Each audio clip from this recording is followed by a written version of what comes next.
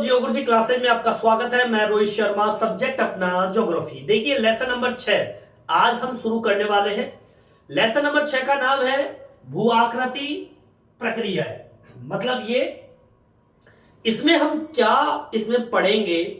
देखिए भू आकृति मतलब जमीन की आकृति। यहां पर भू का मतलब होता है आपकी पृथ्वी, आपका धरातल कह दीजिए, आपकी जमीन कह दीजिए। इस जमीन की कोई ना कोई आकृति होती है, ठीक है। और यह आकृति जो होती है यह किसी ना किसी प्रक्रिया से ही बनती है। अब उदाहरण के तौर पे मैं आपको बता दूं, जैसे कि आपका यह धरातल है, इस धरातल के ऊपर बात करें भू आकृति की, तो भैया भू आकृति कई तरह की होती है। जैसे कि यह आपके पर्वत है, यह एक आकृति प्रदान कर रहा है। जैसे कि आपका धरातल से थोड़ा उठा हुआ भाग ये पर्वत है, तो भैया ये धरातल से ऊपर उठा हुआ भाग पठार, इसे हम कहेंगे, ठीक है। रेगिस्तान में चलते हैं तो वहां पर आपको इस तरीके से टीले आपको देखने को मिलते हैं, ठीक है। तो आप ये सोचिए कि ये जो आकृति बनी हुई है, अब चलिए नदियों को देख लीजिए आप लोग। नदी की आकृति आप देखते होंगे इस तरीके से होती होगी नदी, जिसे हम सर्प जैसी आकृति हम कहते हैं। अब ये धरातल पे मिलती है। इसके अलावा आपने वैलीज देखी होगी, घाटियां, ठीक है। ये सारी की सारी क्या है, भू की आकृति मतलब जमीन की आकृति। अब जमीन की आकृति को बनाने वाली प्रक्रिया, मतलब इस प्रक्रिया की बात चल रही है। प्रक्रिया एक ऐसी क्रिया हम कह सकते हैं जिस क्रिया से हमारी इस प्रकार की आकृति का निर्माण हुआ, उसकी हम बात करेंगे इस लेसन के अंदर। मैंने आपको यह बताया है कि भू आकृतिक प्रक्रिया क्या होती है। मतलब ये कि ये धरातल पे जितनी भी आकृति आपके सामने मैंने बनाई है, चाहे वो पर्वत हो, पठार हो, टीले हो, सर्प जैसी आकृति हो या फिर घाटी हो, ये सारी की सारी भू आकृति होती है। और इस भू आकृति को बनाने वाली क्रिया को हम प्रक्रिया के नाम से जानते हैं, और इन प्रक्रियाओं के बारे में हम पढ़ने वाले हैं, ठीक है।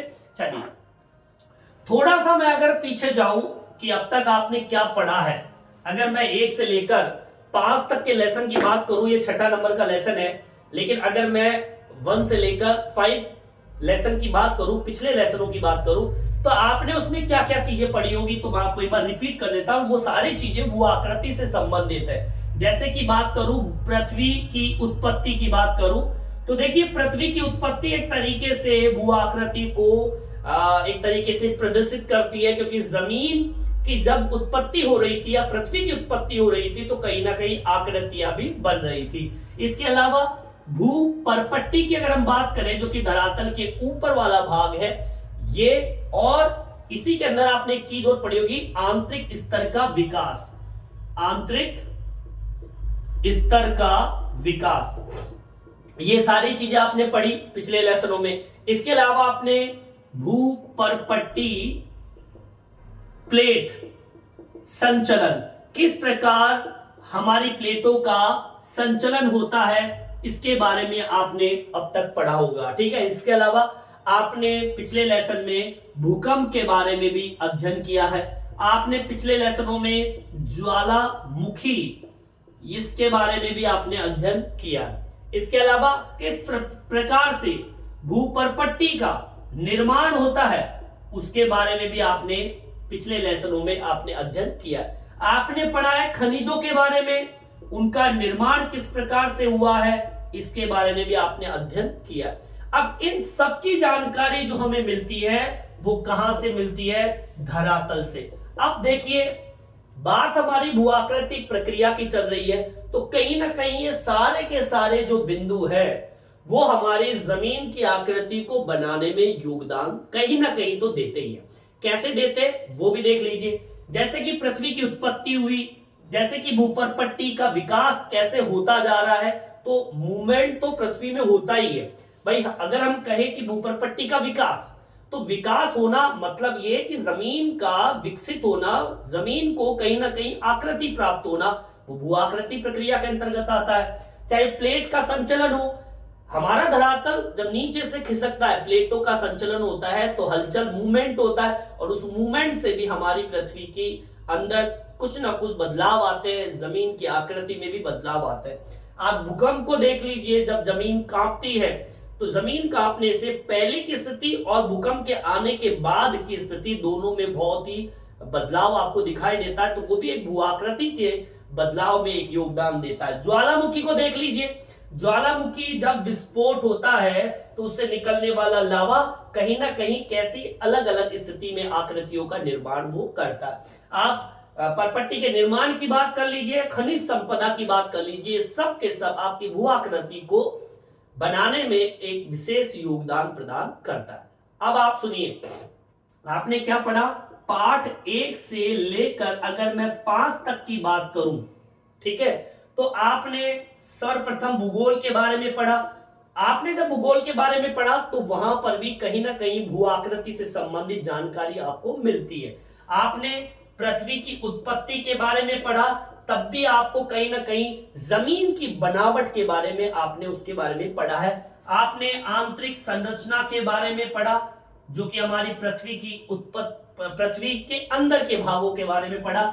आपने महाद्वीपों के बारे में पढ़ा, तो जब महाद्वीप आप पढ़ रहे थे, पिछले लेसन में जाइए, जब आप महाद्वीप पढ़ रहे थे तो वहां पर भी आपने अलग अलग आकृति महाद्वीपों पे, चाहे वो पहाड़ के रूप में हो, चाहे वो पठार के रूप में हो, टीले के रूप में हो, नदी का विसर्प जैसी आकृति हो, घाटी वैली जैसी आकृति हो, सबके सब भू आकृति के अंतर्गत आता है। आपने जब महासागर के बारे में पढ़ा तो महासागर के अंदर जो अधस्थल का भाग होता है, जमीन के अंदर, मतलब महासागर के में पानी में जब आप अंदर जाते हो तो वहां पर भी आपने कई खाइयों के बारे में पढ़ा, ट्रंच, ठीक है, गहरे गर्त के बारे में पढ़ा।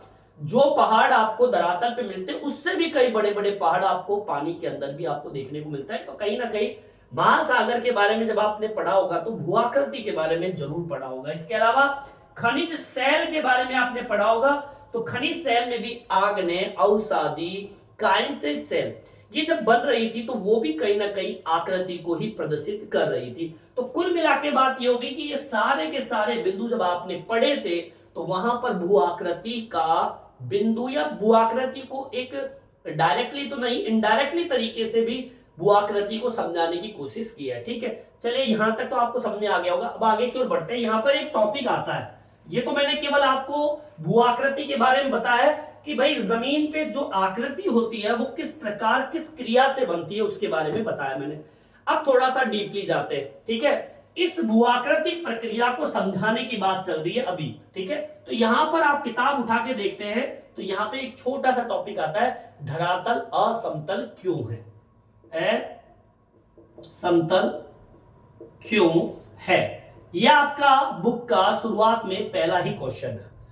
अब धरातल असमतल है, यही चीज तो भूआकृति को प्रदर्शित कर रहा है। अगर मान लीजिए धरातल समतल होता तो कोई आकृति नहीं होती। ये लीजिए, अब बताइए, ये धरातल समतल है। अब यहां पर किसी भी प्रकार की आकृति आपको देखने को नहीं मिल रही है, लेकिन यहां पर टॉपिक जुड़ा हुआ है धरातल असमतल क्यों है। अब ये असमतल जब शब्द आया तो कहीं ना कहीं भूआकृति को प्रदर्शित कर रहा।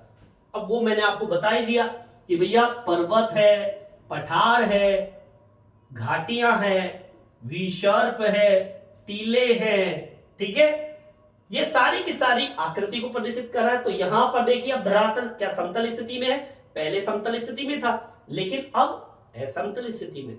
अब ये असमतल स्थिति जो है, असमतल स्थिति जो है वो भूआकृति को प्रदर्शित कर रहा है। कहीं ना कहीं कुछ ना कुछ आकृति आपके सामने देखने को मिल रही है। अब टॉपिक आपका क्या है, धरातल असमतल क्यों है। और जब हम धरातल असमतल को पढ़ेंगे तो वहां पर कुछ ना कुछ आकृतियां आपको देखने को मिलती है। दूसरी चीज, धरातल असमतल क्यों है। अब क्यों है, इसमें एक शब्द आएगा क्या, प्रक्रिया। वो कौन सी क्रिया है, वो कौन सी क्रिया है जिसकी वजह से धरातल असमतल है। ठीक है, और लेसन भी हमारा वही है कि भूआकृतिक प्रक्रिया, मतलब जमीन की आकृति को बनाने वाली प्रक्रिया कौन सी है। अब जब हम धरातल असमतल क्यों है, हमारा धरातल उबड़ खाबड़ है, तो इस उबड़ खाबड़ होने का कारण क्या है। जब हम कारण को पढ़ेंगे तो आपको यह पता चल जाएगा कि हमारी भूआकृति को बनाने वाले कार्य या प्रक्रिया या कोई बल जो है वो काम करता है जो हमें हमारे धरातल को आकृति प्रदान करता है। सबसे पहली लाइन आपको यहां पर देखने को मिलेगी क्या, सर्वप्रथम तो यह कि भू परपट्टी जो है वो गतिमान है, मतलब आपकी जो जमीन है वो स्थिर नहीं है। हमारी जो जमीन है या तो इस तरीके से, इसे कहते हैं क्षैतिज स्थिति, और एक होती है इस तरीके से, इसे बोलते हैं ऊर्ध्वाधर। इस दो तरीके से हमारी भू परपट्टी गति करती है, ये ध्यान से सुन लो। मतलब ये कि पहली बात तो ये कि भू परपट्टी गंतात्मक है, मतलब गति करती है। भू परपट्टी एक जगह नहीं रहती है, या तो वो क्षैतिज अवस्था के अंदर गति करेगी या फिर ऊर्ध्वाधर स्थिति में गति करती है, अलग अलग दिशाओं में ये आगे की ओर बढ़ती है। बोलिए आगे बात समझे। तो हमारी सबसे पहली लाइन तो यही होगी, और इससे ये भी पता चल गया कि भैया अगर जमीन आगे पीछे बढ़ेगी तो एक असमानता की स्थिति तो पैदा होगी, और उस असमानता की वजह से जमीन को कुछ ना कुछ आकृति जरूर मिलती है। ठीक है, तो यहां लिखेंगे भू परपट्टी गंतात्मक है, यह है भू परपट्टी क्षैतिज व ऊर्ध्वाधर दिशाओं में गति करती रहती है। बोलिए आगे बात समझ में। मतलब आपकी भू परपट्टी जो है वो गति करती है, और यही गति क्षैतिज अवस्था में हो सकती है और ऊर्ध्वाधर, मैंने बता ही दिया। क्षैतिज अवस्था तो इस तरीके से होती है और ऊर्ध्वाधर स्थिति इस तरीके से होती है। मतलब ऊर्ध्वाधर होता है नीचे से ऊपर, ऊपर से नीचे, और क्षैतिज होती है समानांतर, जैसे वायु का बहना, पानी का बहना एक तरीके से क्षैतिज अवस्था को प्रदर्शित करता है। ठीक है, तो हमारी जमीन की हमारी जो भूपरपट्टी होती है वो गतिमान है, आगे की ओर बढ़ती रहती है। अब आगे सुनिए, हमारी भूपरपट्टी के निर्माण करने वाले दो बल होते हैं। अब आती है मेन पॉइंट जो है, वो कौन सी प्रक्रिया है, वो कौन से बल है, वो कौन से काम है जिसकी वजह से हमारी भूपरपट्टी का निर्माण होता है। ठीक है, लिखेंगे भू आकृति के निर्माण में दो बल कार्य करते हैं। कितने बल कार्य करते हैं? दो बल काम करते हैं। आगे बात समझ में। एक बल तो होता है क्या? आंतरिक बल, और दूसरा बल होता है बाह्य बल। ठीक है, आंतरिक बल कह दीजिए या फिर कह दीजिए बाहरी बल। बोलिए आगे बात समझ में। एक बल तो होता है आंतरिक और एक बल होता है बाहरी। इसको किताबी लैंग्वेज के अंदर बात करें तो ये आंतरिक बल होता है, इसको बोलते हैं अंतर्जनिक बल। मतलब ऐसा बल जो अंदर से लगता हो। अभी मैं समझाऊंगा। यहां पर यह बल कहलाता है बहिर्जनिक बल। समझ में आई बात? ठीक है, इंग्लिश में अगर कहें तो आंतरिक जो बल होता है या फिर बहिर जो बल होता है, बहिर्जनिक बल होता है, इसको बोलते हैं एक्सोजेनिक। कौन सा बल कहते हैं? एक्सोजेनिक। एक्सोजेनिक बल बोलते हैं इसको। बोलिए आगे बात समझ में। इसको एक्सोजेनिक बल कहते हैं, जिसको बहिर्जनक कह दीजिए, बाहरी बल कह दीजिए। बोलिए आगे बात समझ में। इस बल को बोलते हैं एंडोजेनिक। कौन सा बल कहते हैं? एंडोजेनिक।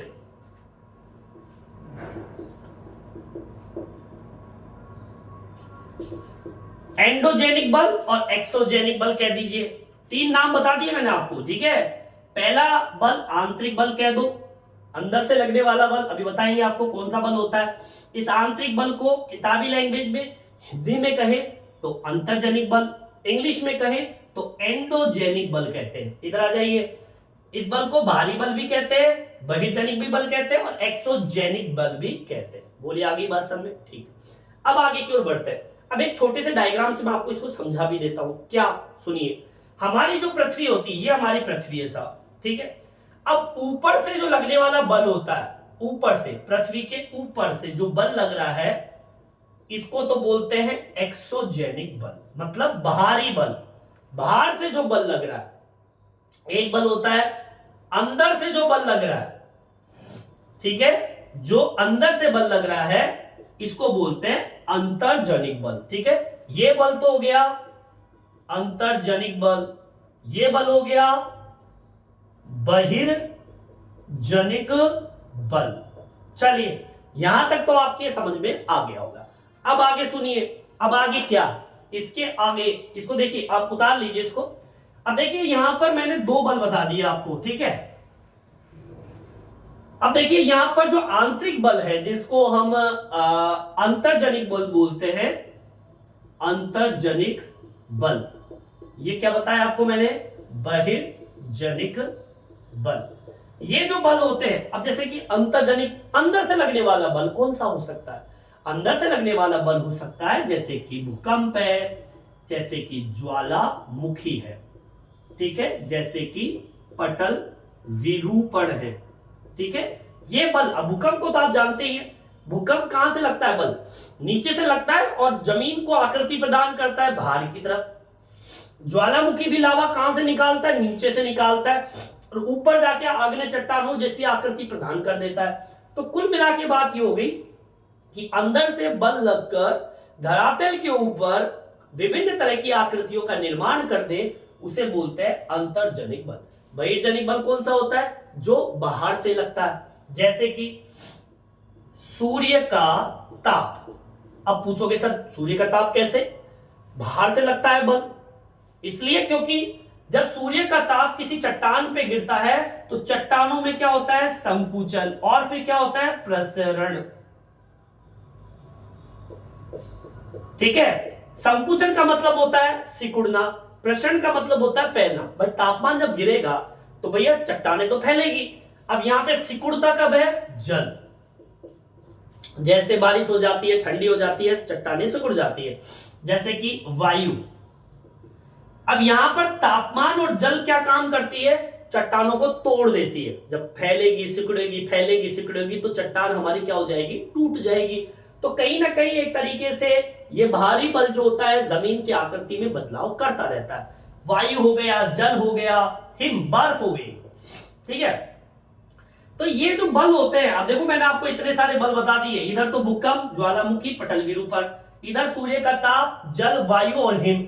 ये अंदर और बाहर से लगने वाले वो बल होते हैं जो कि आपकी भूआकृतिक प्रक्रिया को संचालित करती है, मतलब जमीन के अंदर बदलाव करते रहते हैं। या इससे हमको रिजल्ट ये निकलता है कि ये दोनों बल क्या काम कर रहे हैं, धरातल को असमतल बनाने में योगदान देते हैं। बस सीधी सी बात है कि भूकंप आएगा तो धरातल एक जैसा थोड़ी रहेगा, सब जमीन ऊपर नीचे हो जाएगी। ज्वालामुखी जब फटेगा तो लावा निकलेगा, तो जमीन पर कहीं पर ऊपर नीचे पहाड़ जैसी आकृतियां बन जाती है, लावे से तो बनता है पहाड़। यहां पर सूर्य का ताप जब चट्टानों को तोड़ देती है, पहले तो ऐसे चट्टान खड़ी है, फिर बिखर के ऐसे आ गई, पहाड़ को देख लीजिए बिखर जाते हैं, पानी जल की वजह से खड़े पहाड़ नीचे ढह जाते हैं, गिर जाते हैं, ठीक है, भूस्खलन, ऐसी प्रक्रिया है। तो यही तो है वो हिम से क्या होता है, बर्फ जब गिरती है पहाड़ों पर, प्रेशर लगता, वेट लगता, तो पहाड़ टूट जाते हैं। तो कुल मिला के बात ये हो गई कि ये दोनों बल जो है हमारे धरातल को असमतलन करने में या एक तरीके से असमतल स्थिति पैदा करने में योगदान प्रदान करते हैं, ठीक है। चलिए अब हम थोड़ा सा आगे की ओर बढ़ेंगे, है ना। अभी तो मैंने केवल आपको दो ऐसे बल बताए हैं, ये दो ही बल वो है जो आपके धरातल को असमतल करते हैं। ये वो दो बल है जो हमारे भू आकृति की प्रक्रिया को संचालित करते हैं। ये जमीन की आकृति में कुछ ना कुछ बदलाव या जमीन को आकृति प्रदान करते रहते हैं, ठीक है। यहां तक आप उतार लीजिए, आगे की और टॉपिक है ये। देखिए आगे की ओर बढ़ते हैं। अब मैंने आपके सामने दो बल दिए, कौन कितने बल दिए, दो। यहां लिखेंगे भू आकृति निर्माण में दो बल कार्य करते हैं। अब वो दो बल कौन से बताए मैंने, सबसे पहला बल आपका कौन सा था, बहिर्जनिक बल, बहिर्जनिक बल, ठीक है। और दूसरा बल कौन सा बताया मैंने, अंतर्जनिक बल। चलिए अब इनको थोड़ा डिटेल से पढ़ लेते हैं भाई, ये दो बल तो सबसे ज्यादा इंपॉर्टेंट है। अब जैसे कि पहला बल जो है हमारा कौन सा है, बहिर्जनिक बल। देखिए अगर मैं इस बल की बात करूं तो इस बल की खास विशेषता यह है कि इसमें जो बल लगता है वो कहां से लगता है, बाहर से। ठीक है, लिख देंगे बहिर्जनिक बल का मतलब बाहर से लगने वाला बल होता है। ठीक है, अब वो बल कौन कौन से हैं वो भी सुन लीजिए, जैसे हवा, जल, हिम, तापमान आदि। ठीक है, ये चार बल आपको मैंने बता दी। अब देखिए इन बलों की खास विशेषता क्या है, ये क्या काम करते हैं। ये बल धरातल की आकृति को धरातल की आकृति का घर्षण या कह दीजिए घिसते रहते हैं। मतलब ये क्या काम करते हैं, ये काम क्या करते हैं, ये एक तरीके से वी घर्षण का काम करते हैं। वी घर्षण का तात्पर्य है, जैसे कि मान लीजिए आपका पर्वत खड़ा है साहब, और आप सोचिए जब हवा चलती है इस तरीके से तो बार बार इन चट्टानों से टकराती है, और इन चट्टानों को क्या करती है, घिसती रहती है। तो सोचिए आपकी जमीन की आकृति में तो बदलाव होगा ही होगा। अभी मान लीजिए कोई टीला ऐसे खड़ा है साहब, और यहां से हवा चलती है तो इस टीले को जब इससे टकराएगी तो हवा इसको उड़ा के तो लेके जाएगी, या फिर हवा इसको घिसेगी और हवा इसको उड़ा के ले जाएगी। तो यहां से उड़ा के जब ले जाएगी तो ये आपका टीला इस तरीके से हो जाएगा। तो बताइए जमीन की आकृति के अंदर बदलाव तो होगा ही होगा। अब देखिए, अब जैसे कि ये, अब जैसे अपर्दन प्रक्रिया इसमें इंपॉर्टेंट है। जो बहना मतलब अपर्दन क्रिया होगी, हवा जब बहती है, जल बहता है, अपर्दन है। ये गर्तों का भराव भी करती है, गर्तों का भराव। अब जैसे कि मान लीजिए ये आपका गड्ढा है साहब, यहां से पानी मिट्टी लेके आता है और इसमें भर देता है, बढ़ता रहता है और ये समतल कर देता है। पहले क्या आकृति थी गड्ढे की, और अब क्या आकृति हो गई, समतल भूभाग की। तो एक तरीके से हम ये कह सकते हैं कि ये बल जो होता है वो धरातल को घिसता भी है और गड्ढों को भरता भी है। तो एक तरीके से धरातल की आकृति में ये बदलाव करता रहता है। ठीक है, लिख दीजिए इसको भी, धरातल की उभरी आकृति का यह विघर्षण करते हैं, वे गर्तों का भराव कर भू आकृति में बदलाव लाते हैं। बिल्कुल सिंपल सी लैंग्वेज आपके सामने मैंने बताई है कि जब बहिर्जनिक बल जो होते हैं, जिसमें पानी आता है, बर्फ आता है, तापमान आता है, हवा आती है, ये क्या काम करता है, ये ऊपर से बल लगता है धरातल के ऊपर, या तो जमीन को घिसकर जमीन की आकृति में बदलाव कर देते हैं, या फिर कोई निम्न गर्त होते हैं, गड्ढे होते हैं, उन गड्ढों को पानी बह बहकर मिट्टी लाके उनको भर देते हैं, तो जमीन की आकृति में बदलाव हो जाता है। अब यहां पर सुनिए एक चीज बन रही है, यहां पर क्या बन रही है, धरातल पर अपर्दन करके तल संतुलन का कार्य ये बल करते हैं। बोलिए फायदा है कि नहीं है। तल संतुलन, कहीं पे अगर गड्ढा है तो उसको भर के संतुलन का काम ये बल कर देते हैं। मान लीजिए कहीं पर बहुत गहरी खाई है, हजारों साल तक जब मिट्टी भर रही है तो वो गड्ढा भी भर जाता है। तो एक तरीके से कहीं पर भराव ज्यादा होता है, कहीं पे गड्ढा ज्यादा होता है, तो क्या होता है उस गड्ढे को भरकर जमीन को क्या कर देता है, ये समतल करने का काम भी ये बल करते हैं। समझ आई बात। चलिए सेकंड बिंदु आता है आपका अंतर्जनिक बल। अब ये बल क्या है, इसी तरीके से लिख दीजिए, अंतर्जनिक बल का मतलब धरातल के नीचे से लगने वाला बल होता है। मतलब ये अब जमीन के अंदर से बल लग रहा है, ठीक है ना। अब ये बल कौन से हो सकते हैं? ये बल या तो निर्माण करेगी, अब निर्माण करेगी तो मतलब ज्वालामुखी, विनाश करेगी मतलब भूकंप। बोलिए आगे बात सब में। अब ये जो बल लग रहा है अंतर्जनिक, मतलब अंदर से जो बल लग रहा है, ये बल धरातल को नीचे से, मतलब ये बल कहां से लगता है? धरातल के नीचे से लगता है। या तो निर्माण करेगी मतलब ज्वालामुखी, ज्वालामुखी से लावा निकलता है, लावा जब निकलेगा तो नई नई आकृतियों का निर्माण होगा। आग्नेय सेल बनती है, अवसादी सेल भी बनती है, कायंत्रित सेल भी बनती है, ठीक है ना। क्योंकि आग्नेय सेल अगर बनेगी तभी तो दो आकृतियां कायंत्रित और अवसादी सेल बनेगी। तो निर्माण की प्रक्रिया में ज्वालामुखी इंपोर्टेंट होता है और विनाश की प्रक्रिया में भूकंप। ये दोनों ही बल आपके जमीन की आकृति में बदलाव करते हैं।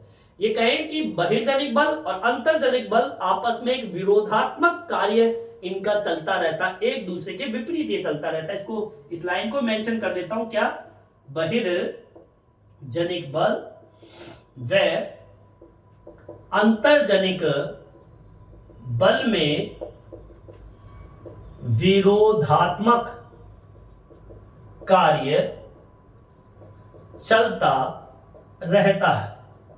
मतलब यह कि दोनों के बीच में, दोनों के कार्य अलग अलग है, इसलिए एक तरीके से ये दोनों बल जो है आपके जमीन की आकृति में बदलाव करते रहते। चलिए यहां तक आपके समझ में आ गया होगा।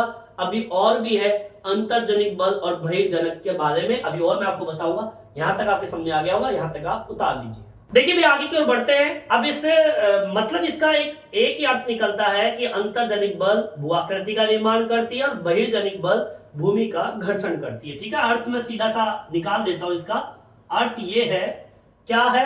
अंतर्जनिक बल जो है, अंतर्जनिक बल क्या काम करती है? अंदर से बल लग रहा है, मतलब ये भू आकृति का निर्माण।